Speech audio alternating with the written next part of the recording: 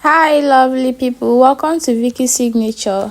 In today's video, we'll be looking at how to cut and sew this beautiful cowl neckline dress with a line, yes, and it has a side loop that we use to snatch your waist. So this was actually my birthday dress and I made a tutorial for it, but then I haven't had the chance to upload it since then. So today I'll be uploading it, so let's get right into the video properly. So I made use of a silk fabric. This is what I have and it's about 3 years. So let's get right into the cutting. First thing we'll be doing is for us to cut the back. So for you to cut the back, you divide your hip by 4 and then add about 3 or 4 inches, then you fold. So from there you start your measurement properly. So after folding it, this is what I have. So on this part, I'll be ruling a margin, or I'll be ruling a line which is going to serve as our starting point and also the shoulder line. So now after reading that line, we'll be taking our body measurement starting from that line. Now let's go ahead to mark our shoulder to bust point. So the shoulder to bust point I'm working with is 10 inches, and then shoulder to waistline it is 16 inches. So that is what I'm trying to mark. You know, this silk fabric, it stretches a lot and the thing is so slippery actually, so I just have to be very careful. So that is my shoulder to this thing hip, and then the rest is going to be the length of the gown. So I'll just go ahead to straighten the line and then connect all down together. Now we'll be making use of this pattern to cut it. So this is actually a basic body, so I've been dropping tutorial almost every week on how to draft basic body on different occasions. So this is one of the pattern I have. So next thing I have to do is to place it on the folded fabric and then pin it properly. So after pinning it, next thing is for us to what, mark out or chalk out our measurement out properly. Now after chalking the armhole, next thing for us to do is to add like 2 to 2.5 inches on the bust point. So I'll be using 2 inches. So I added 2 inches on the bust point. I go to the waist. After marking out the waist properly, I added that 2 inches again. So that is the 2 inches I'm adding. It's going to serve as our allowance and everything. Now on the hip line, I'll be adding also the 2 inches. That is after taking my hip measurement. So the hip I'm working with is 40, right? After hip 40, that is divided by 4 is 10 inches. Then I'll add 2 extra inches that I have been adding. That is 2 to the bust, 2 to the waist, and then 2 to the hip. So next is for us to connect the line properly together. Then from that side we'll take it down. Yes, so let's go ahead to connect the line properly. So I'll connect from the bust to the waist, and then from the waist I'll connect it down to the hip. So from that hip line I'll connect it down to the length of the dress. So at the length of the dress, what I did was to put the hip measurement and then added about 6 more extra inches to give us that A-line shape. So from the way I place my tape, you can actually see the shape coming out already. So don't be fast. Now let's go to the front that really brought us to this tutorial. Now for the front, you're going to be slashing this pattern, then we'll be making use of it. Remember, this is a cowl neckline, so this is our main focus on this tutorial.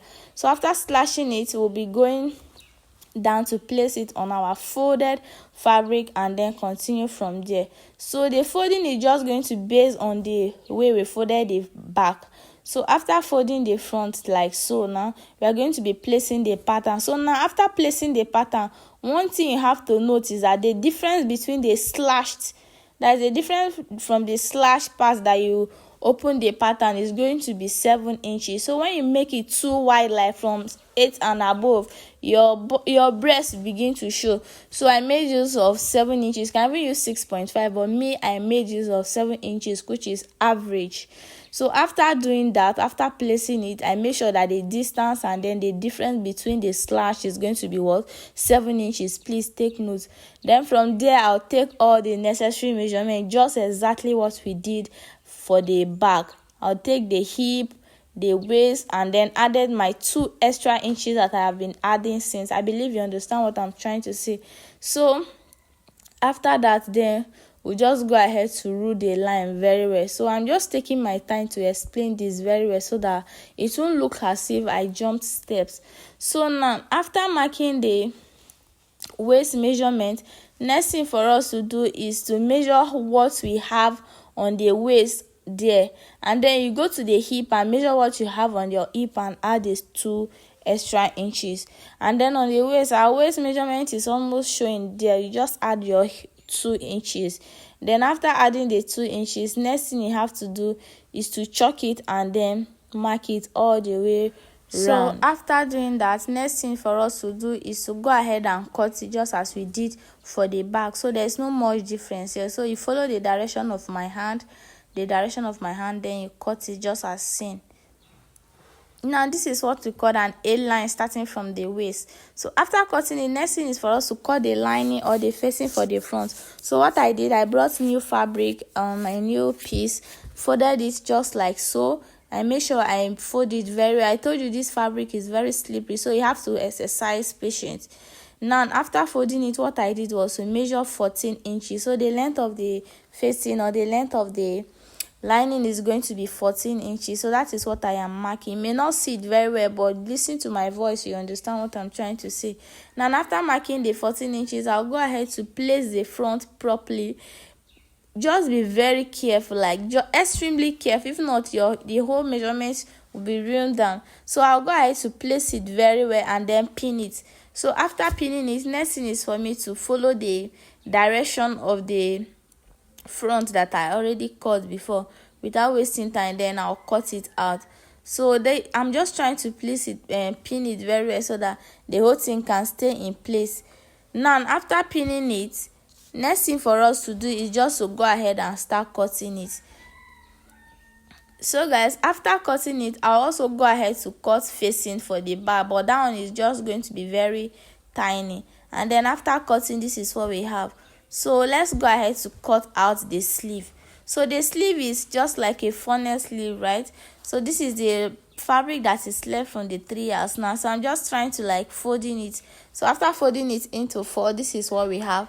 I'll go ahead to measure the length of the sleeve.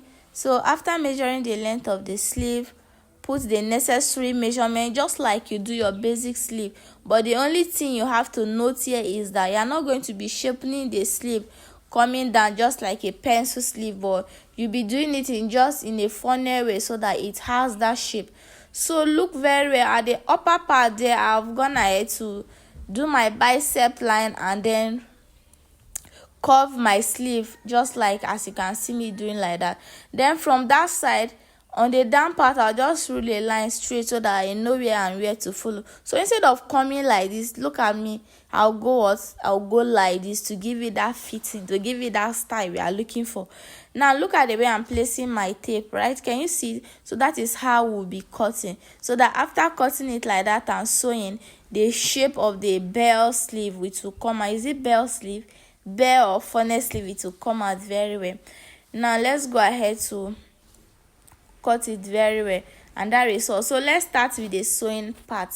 Now for you to do that, you just go ahead to unpin everything and then you start properly. So this is the front. Can you see? Without sewing, our neckline is already in place, guys. So this is just the evidence of good cutting.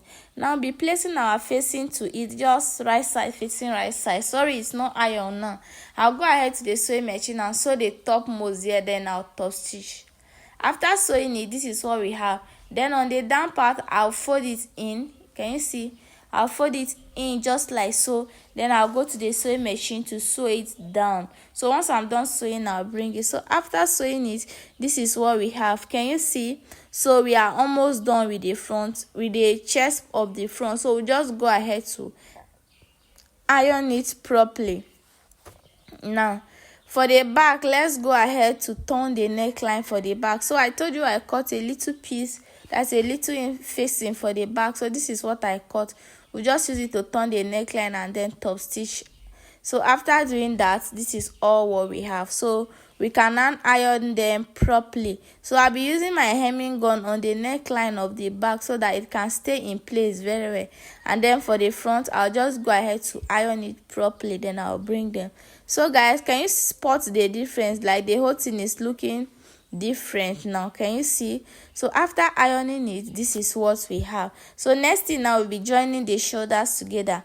So we'll go ahead to pin them together and then we'll go to the sewing machine and join them with 1/2 inch. So anything I do to this shoulder, that is what I'll do to the next shoulder. So once I'm done joining the shoulders, I'll bring it. Can you see our neckline is looking so fine? Are you enjoying this tutorial? Yeah. So after joining the shoulder, this is what we have. Next thing is for us to join the sleeve. So this was the sleeve we cut. So we'll be placing the midpoint of the sleeve to the shoulder point, which is the midpoint of our armhole, right? Of our back and front, sorry. So we'll go ahead to just join the sleeve in the normal way, just how following the direction of my hand. So after joining the sleeves, this is what we have. So next thing is for us to join the bodice down. So around that waist region, can you see the part that I notched? Yes, around that waist region, that is where we'll be attaching our lobe. But before then, let's pin it down properly first. Now after pinning it down properly, we are going to be pinning even the hip side. Like you are going to literally pin everywhere, so that while you are sewing it, you are enjoying it. But if you don't pin it, it will give you tough time. Now before sewing, let's go ahead to bring out the lobe that will be attaching at the side of the dress. And then on the sleeve also, I'll go ahead to sew it down. Now for this other sleeve, it is same thing that we did on the first sleeve that I'll be doing there. But now let's properly work with the lobe now. So I cut this lobe using like 4 inches each.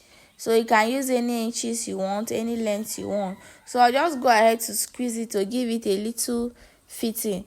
Then on that waistline, I'll insert it inside, so that when I go to the sewing machine, I'll stitch on it. Then I'll pin it. After pinning it, I'll pick another one. I will insert it again, pin it, and then when I go to the sewing machine, I will stitch it down properly. So mind you, I'm using just 2 rope. Yes, 2 loops, sorry. So anything I do to this side, I'll definitely do it to the other side.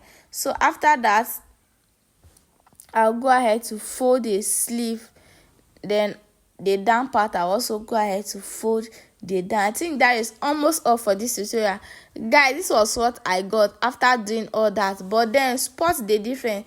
Did you see that it is free from the waist, but from the inspo it is free from the new length? So what I did was I sharpened it from the new length, and then this is what I got at the end. Can you see?